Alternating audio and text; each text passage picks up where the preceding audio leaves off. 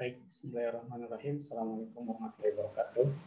Kita lanjutkan tutorial yang ke-14 ya.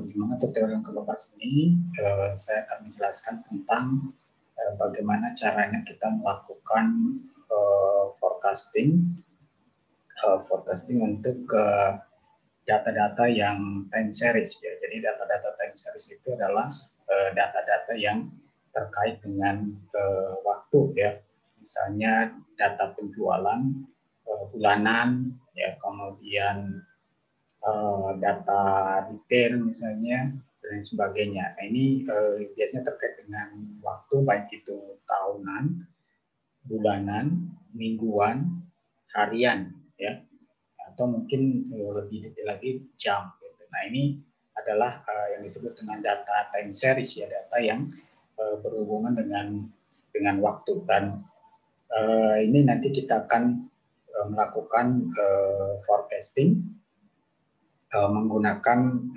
package yang namanya FP Profit. FP Profit di mana FP Profit ini dikeluarkan oleh Facebook ya. Kita akan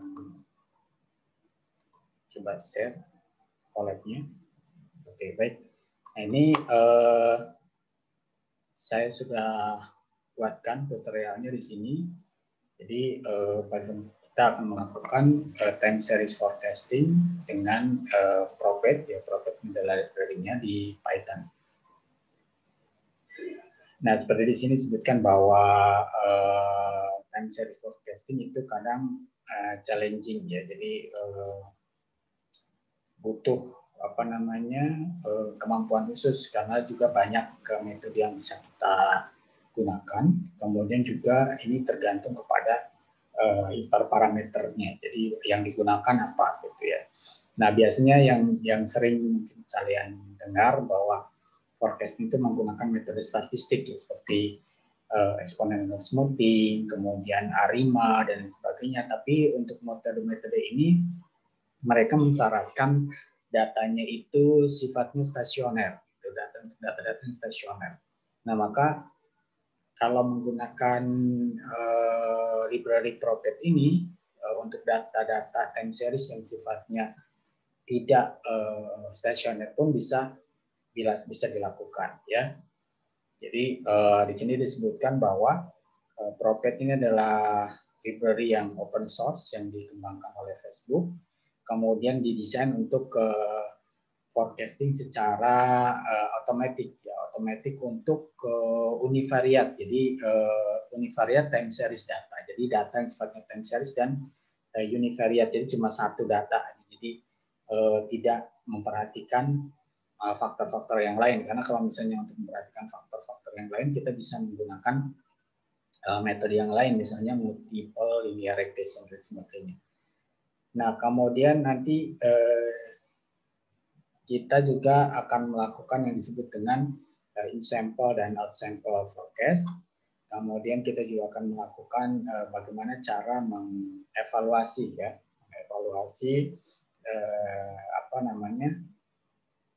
hasil dari peramalan atau forecasting yang dilakukan oleh library Prophet ini. Nah, ini langkah-langkahnya terbagian dalam tutorial ini. Jadi pertama kita akan menggunakan library Prophet, kemudian kita akan menggunakan data penjualan mobil ya, penjualan mobil bulanan, namanya monthly car sales. Nanti contoh datanya akan saya berikan juga di deskripsi tutorial ini ya. Kemudian seperti biasa bagaimana meload dataset, kemudian bagaimana melakukan plotting dataset. Baru setelah itu tahap yang ketiga kita melakukan membuat modelnya menggunakan library Prophet. Kemudian menguji coba model tersebut di in-sample, data yang ada di dataset kita. Kemudian kita juga akan mencoba melakukan forecasting untuk data yang out sample. Kemudian setelah itu kita akan mengevaluasi kinerja dari peramalan atau forecasting menggunakan profit library ini.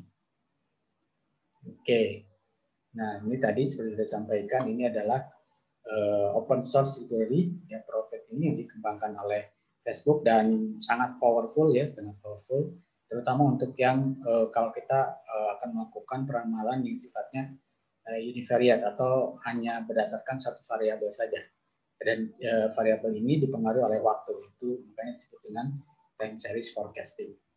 Ya, kemudian nanti kita juga bisa melakukan analisis terhadap hasilnya, karena di dalam Profit library ini juga dia support juga dengan kondisi kalau kita melakukan misalnya peramalan yang ada trennya, kemudian datanya melibatkan seasonality, bahkan kalau datanya juga melibatkan misalnya pas hari libur, ada holiday gitu ya. Ini bisa bisa dianalisis di sini hasilnya dengan menggunakan library Profit. Oke, yang pertama kita lakukan import dulu ya, import profitnya di sini, import active profit. Kemudian kalau misalnya kita mau cek dia versi berapa, kita coba print versinya. Kemudian setelah itu kita melakukan loading dan melakukan summary dari dataset yang kita punya ya. Nah, seperti biasa, sebelum kita loading kita panggil dulu library misalnya pandas, ya. Kemudian kita load seperti biasa, dengan menggunakan read CSV. Kemudian kita cek di sini jumlah datanya ada berapa dengan dfshape. Kemudian kita cek ke datanya, ya. Nah di sini kita tahu datanya ya dengan menggunakan dfshape ini ada 108 data, kemudian ada 2 kolom. Ya, jadi 108 data itu menunjukkan di kolom yang pertama itu adalah nama bulannya, kemudian kolom satunya adalah nama penjualan mobil setiap bulannya. Ya, ini dimulai datanya dari tahun 1960 bulan Januari sampai 1968 bulan Desember, ya, sampai 68 bulan Desember. Nah, ini dengan head kita lihat 5 data pertama. Oke, setelah kita lihat, kemudian kita ke berikutnya adalah kita meload dan memplot dataset yang kita punya ya dengan menggunakan matplotlib ya, matplotlib di sini, matplotlib. Nah, setelah kita plot, nah gitu kan kita bisa tahu grafiknya seperti ini ya. Nah, ini sangat penting kalau dalam time series ya, forecasting, time series forecasting, karena kalau dengan kita melakukan plotting ini kita bisa tahu data kita itu dia sifatnya trend atau misalnya ada seasonality, kemudian ada siklus atau enggak ya, siklik atau enggak gitu, dengan menggunakan kita lakukan plotting data. Nah, dari plotting data diketahui ini tren ya datanya, tren ke atas, walaupun di sini ada beberapa juga seasonality di sini. Jadi dia tren dan seasonality jadi satu di sini. Nah, ini setelah kita plotting, nah langkah berikutnya adalah kita membuat modelnya. Kita membuat modelnya dengan menggunakan library Profit tadi kan, menggunakan library Profit ya. Seperti biasa ini kita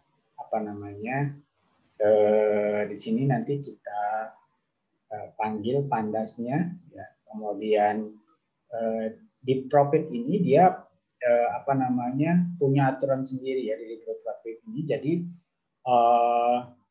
kolomnya yang harus ada dalam Profit itu harus simbolnya DS dan Y, dan DS ini harus berupa date time, sehingga kalau di data awal kan kita kolomnya itu adalah berupa string ya, di sini berupa objek ya, mount ini objek, kemudian cells ini adalah integernya. Nah, maka di sini harus kita rubah ya, yang mount-nya itu menjadi date time, kemudian simbolnya kita ganti menjadi DS. Kemudian mengganti DS, Kemudian yang salesnya kita rubah menjadi Y simbolnya, ya, sehingga di sini ada perubahan kolom, ya, perubahan kolom namanya kita rubah jadi DS dan Y. Kemudian yang DS-nya kita rubah menjadi jenis datanya itu data date time, ya, data date time. Kemudian setelah itu kita buat modelnya. Nah, ini dalam membuat modelnya kita masukkan, kita panggil profit dalam kurung. Nah, ini yang di dalam kurung ini adalah parameternya, ya. Di parameternya. Nah, di sini ada yang disebut dengan interval width-nya. Ini default-nya 0,8, ya. Jadi walaupun ini misalnya kita hilangkan, nggak masalah. Tapi kalau misalnya kita mau ganti interval width-nya jadi lebih dari 0,8, misalnya 0,9 atau 0,5, ini kita harus tuliskan di sini. Tapi kalau misalnya enggak, ya apa namanya, karena dia defaultnya interval width-nya itu adalah 0,8. Kemudian tadi, ya, kalau kita mau lihat juga misalnya apakah ada seasonality tahunannya, ini kita buat true. Kemudian seasonality mingguan kita juga buat true. Kemudian seasonality daily-nya kita buat terus supaya nanti kita bisa lakukan analisa, gitu, apakah secara tahunan itu ada seasonalnya atau tidak. Kemudian secara mingguan juga ada seasonalnya atau tidak. Kemudian harian juga ada seasonalnya atau tidak. Kalau kita lihat dari plot yang di awal, yang di sini, ini terlihat ada seasonality, ya, karena berulang di sini puncaknya, gitu, ya. Walaupun dia secara umum dia ada tren, ya, tren ke atas, tapi juga dibarengi dengan adanya seasonality. Sehingga ini kita aktifkan, ya. Kemudian kita lakukan fit dari model tersebut. Nah, langkah berikutnya adalah kita melakukan forecast untuk data in sample. Data in sample itu data yang kita melakukan forecast di data yang ada di dataset itu tersebut, dalam dataset tersebut, gitu, ya. Tadi kan ya, di datasetnya itu datanya mulai dari tahun Januari 1960 sampai bulan Desember 1968. Nah, kita akan mengambil forecast dari data in sample, data yang ada di dataset tersebut, gitu, ya, berdasarkan data tersebut. Nah, di sini pertama yang kita lakukan adalah kita membuat periode dulu, ya. Kita buat periode yang akan kita forecast, ya, dengan menggunakan perintah future. Kita buat list, ya. Kita buat list. Misalnya kita akan memforecast 12 bulan. 12 bulan ke depan seperti ini, maka di sini adalah kita buat list, di mana listnya ini dari 1 sampai 13. Kita tahu kalau di Python itu kan 0 itu jadi indeksnya. Jadi kalau misalnya kita mulai dari 1, kalau misalnya kita ingin memforecast 12 data, berarti yang kita tulis dari 1 sampai 13, ya, karena nanti akan menghasilkan 12 data.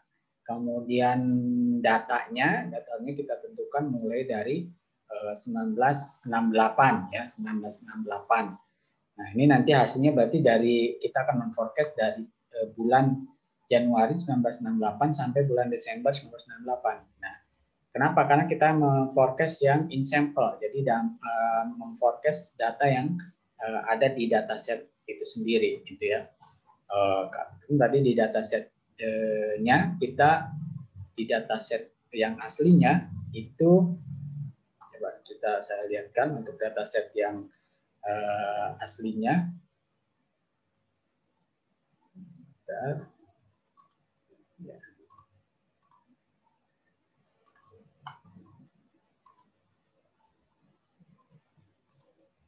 Nah, ini dataset yang aslinya adalah yang penjualan bulanan dari mobil tadi, itu mulai dari 1960 bulan Januari sampai kepada 1968 bulan Desember. Nah, tadi kan kita akan membuat forecast in sample, ya. Forecast in sample artinya kita memforecast data yang juga ada di sini. Gitu. Jadi kita akan forecast penjualan dari tahun 1968 Januari sampai 1968 bulan Desember. Padahal di sini di data setnya juga sudah ada nilainya, tapi kita akan forecast kemudian nanti akan kita bandingkan. Nah ini yang disebut dengan in sample forecast ya. Sample forecast kita kembali lagi.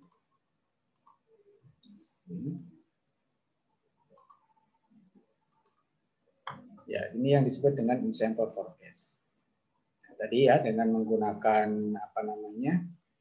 mengimport pandas biasa, kemudian kita import juga data frame, karena ini kita akan buat data frame yang baru, kemudian kita buat list untuk periode yang akan kita buatkan forecastingnya, yaitu dari tahun 98 ya bulan Januari ya, range-nya itu dari 1 sampai 13.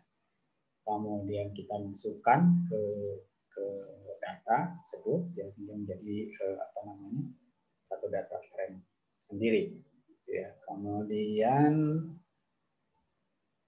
kita buat forecast-nya ya, untuk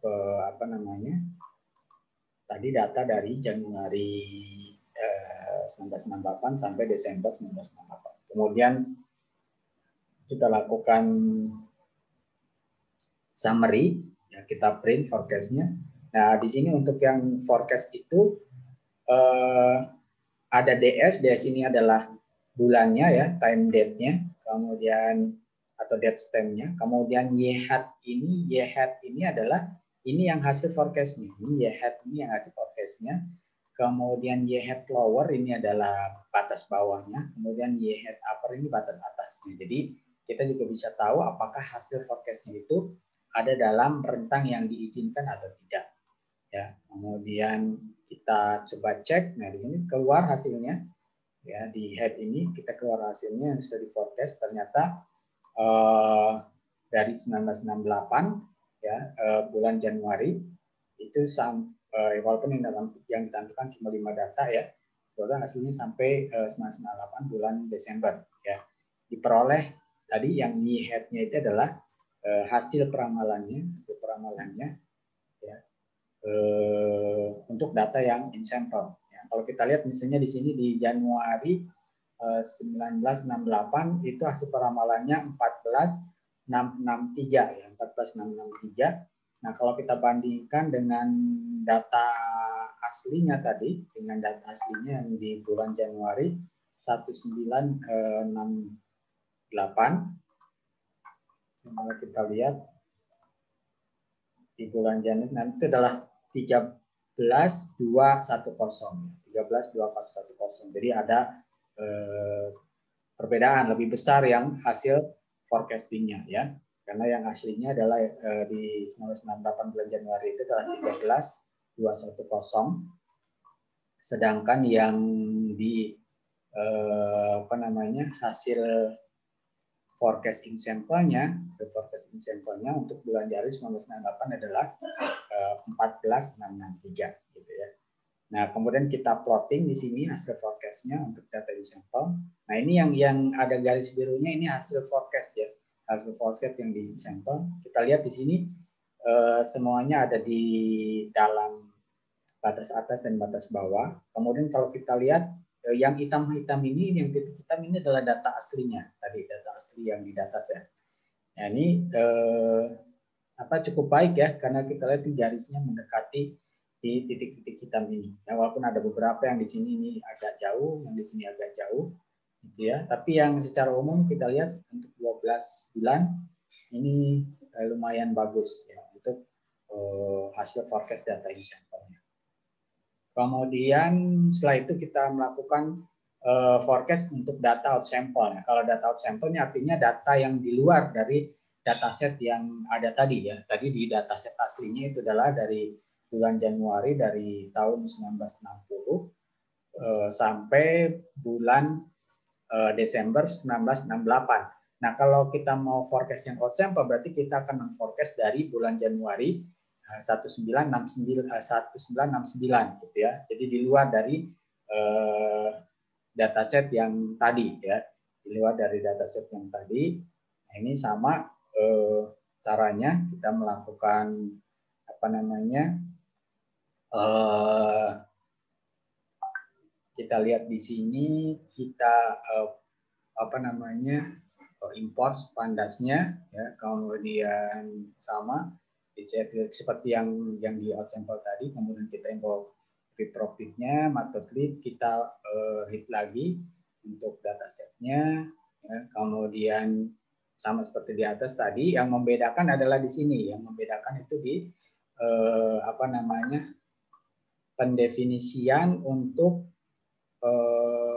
di sini yang beda ya, untuk yang akan di forecast. Ya, kalau tadi di data in sample itu di sininya adalah 68 ya, 1968. Nah, karena kita ingin forecast yang out sample berarti setelah Desember 68. Maka kita mulai dari 1969 dan kita forecast juga selama 12 bulan ya. Jadi selama 1 tahun. Jadi range-nya juga sama dari 1 sampai 13 ya. Tadi sama ya, kita buat future-nya, kemudian kita buat model forecast-nya, ya, kita predik untuk future-nya, kemudian kita tampilkan, kita print hasil forecast-nya sama seperti tadi, ada DS, ada YH. Nah, ini YH ini ya, YH itu ya topi ya. Ini hasilnya untuk yang hasil forecasting out sample. Jadi mulai dari 1969 Januari. Ternyata hasil forecastingnya adalah 15.944 ya. Ini juga sama sebenarnya sampai 12 bulan ya, sampai 1969 bulan Desember ya. Tapi yang kita tampilkan di sini hanya 5 data pertama. Kemudian setelah itu kita plotting juga untuk melihat bagaimana hasilnya kalau untuk yang out sample. Nah, ini ya bedanya dengan tadi yang in sample. Kalau yang out sample sudah nggak ada titik hitamnya karena kita memforecast yang di luar dari dataset yang kita punya. Ya, mulai dari tahun apa namanya 1969 bulan Januari sampai 1969 bulan Desember di sini. Kalau ini sudah Januari 1970. Ini kalau kita lihat di plottingnya ini cukup bagus ya, karena sama dengan yang tadi ya, sama dengan yang in sample. Kita lihat ininya bentuknya sama persis. Gitu. Nah, berarti ini kita hasil ramalannya cukup bagus. Gitu. Oke, kemudian kalau kita ingin melihat tadi ya, menganalisa apa namanya data-data yang lain, misalnya kita lihat trennya, dari sisi trennya, nah ini ternyata hasil peramalannya juga sama ya, mengikuti tren yang tadi, jadi akan tren terus naik ke atas dari bulan apa namanya Januari 1969 sampai Desember 1969. Ini tren apa namanya bulanannya ya. Kemudian kalau kita ingin analisis dari sisi mingguannya, misalnya ingin tahu berapa banyak penjualan setiap minggunya atau setiap minggunya itu penjualan yang paling tinggi itu di hari apa. Nah, ini kita bisa lihat karena tadi kita aktifkan weekly seasonality-nya, kita bisa tahu ternyata penjualan mobil itu yang paling banyak di hari Senin. Yang paling di hari Senin, kemudian Selasa turun, nah, kemudian Sabtu turun, ya, karena weekend ya. Kemudian Sunday agak naik lagi sampai yang paling tinggi itu di hari Senin. Jadi kalau kita mau lakukan misalnya apa namanya marketing sama promosi misalnya, berarti harus di hari Senin karena hari Senin itu banyak orang yang beli mobil. Kemudian kalau kita lihat seasonality dari tahunannya, nah ini kita bisa tahu di bulan apa konsumen itu banyak membeli mobil. Nah itu ternyata di bulan pertengahan bulan Maret ini ya, pertengahan bulan Maret ini tinggi. Kemudian juga pertengahan bulan ini Mei, Juni ini awal mungkin ya, ini awal bulan Juni ya, atau akhir bulan Mei ini. Nah ini kalau ini kan ada Mei, Juli, berarti di tengah-tengahnya ini Juni ya. Juni berarti bukan, berarti dia sekitar pertengahan atau akhir nih. Pertengahan bulan Mei ini juga paling tinggi. Nah yang paling rendah itu di pertengahan bulan Juni ya, pertengahan bulan Juni di sini. Karena ini adalah di bulan Juli ya. Pertengahan bulan Juni paling rendah konsumen yang membeli mobil gitu ya. Jadi ya mungkin alasannya karena biasanya Juli Agustus itu kan liburan. Jadi sebelum liburan itu konsumen banyak yang beli mobil ya untuk liburan ya, menghadapi liburan. Ya, ini analisisnya seperti itu. Kalau kita lihat yearly seasonality-nya. Kemudian kalau harian ya, kalau harian ini kita tahu jam berapa gitu konsumen banyak datangnya. Nah, ini biasanya di jam 7, kemudian sekitar jam mungkin jam berapa ya, jam 11-an ini, jam 11, kemudian juga jam 5, ini jam 5. Jadi jam 7 pagi, jam 11 siang, sama jam 5 sore. Ini konsumen yang paling banyak datang. Nah, ini dari sini kita bisa tahu juga dari kalau misalnya kita nanti bisa dimanfaatkan untuk waktu-waktu promosi yang paling tepat gitu ya. Itu setiap jam berapa. Dari hasil peramalan menggunakan profit. Nah, ini yang di bawah sama. Oke, ini tahap yang terakhir kita melakukan evaluasi. Kita melakukan evaluasi terhadap hasil forecast dari menggunakan library profit ini. Ya. Nah, ini untuk melakukan evaluasi, misalnya kita kita buat kita gunakan 12 data terakhir ya. 12 data terakhir yaitu mulai dari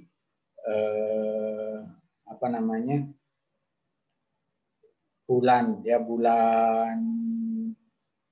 ini berarti yang kita gunakan adalah sebagai pengujian itu bulan Januari 1967 ya sampai bulan Desember 1967.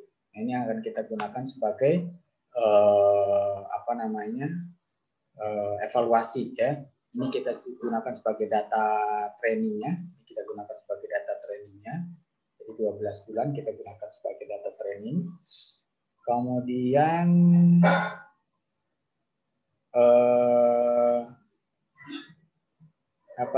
kita akan bandingkan yang data aktual di bulan mulai dari Januari 1967 dengan data aktual atau hasil forecast di bulan 1968 ya. 1968. Ini akan kita gunakan karena 12 bulan ya, sama-sama 12 bulan. Nah, di sini kita untuk mengevaluasi hasil peramalannya kita menggunakan metode mean absolute error ya, MAE. Di mana kita bandingkan antara data aslinya ya Y3 dengan data hasil forecast-nya Y prediction. Kemudian diperoleh di sini mean absolute error-nya adalah 1173 ya, 1173. Nah, ini kalau kita bandingkan dengan metode naif ini lebih baik ya. Karena kalau di hasil metode naif ternyata hasil forecast-nya itu lebih besar. Ya, tentu saja kalau kita ingin membandingkan, ingin mengetahui kinerja dari satu kita lihat kalau di sini karena ini cuma satu ya, jadi kita melihat dari mean absolute error-nya ya. Nah, kita ini adalah yang mendekati. Kemudian, kalau kita ingin lihat juga hasilnya atau kita simpan hasilnya dalam bentuk hasil Excel, ini kita bisa buatkan seperti ini ya, menggunakan forecast.to Excel. Kemudian nanti hasilnya itu kita download dalam bentuk Excel-nya, sehingga kita bisa tahu misalnya untuk 12 bulan ke depan itu hasil peramalannya bagaimana gitu ya. Nah, ini coba kita lihat untuk 12 ke depan hasil peramalannya. Saya tampilkan data Excel-nya. output dari peramalannya untuk 12 bulan ke depan tadi ya, yang sudah yang sudah diperoleh.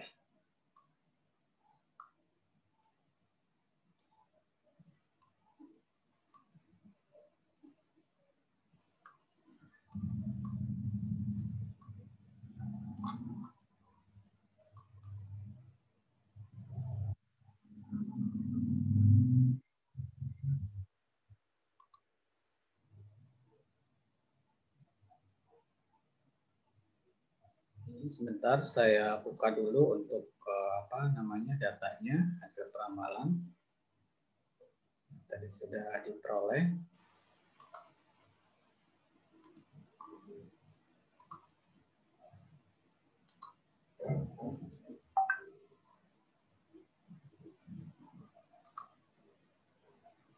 Dan nanti kalian download dan kalian silakan. Ini kita ramal untuk tahun 1969 ya, 1969 dari bulan Januari sampai dengan Desember. Nah itu juga sebagai bahan, misalnya kalau ada pertanyaan nanti berapa misalnya, hasil peramalan untuk 12 bulan ke depan ya. Itu bisa didapatkan, bisa dilihat dengan menggunakan perintah forecast.toExcel. Oke, seperti itu untuk tutorial time series forecasting menggunakan library Profit. Ya, kurang lebihnya mohon maaf. Kita akan lanjutkan nanti di tutorial berikutnya. Terima kasih. Assalamualaikum warahmatullahi wabarakatuh.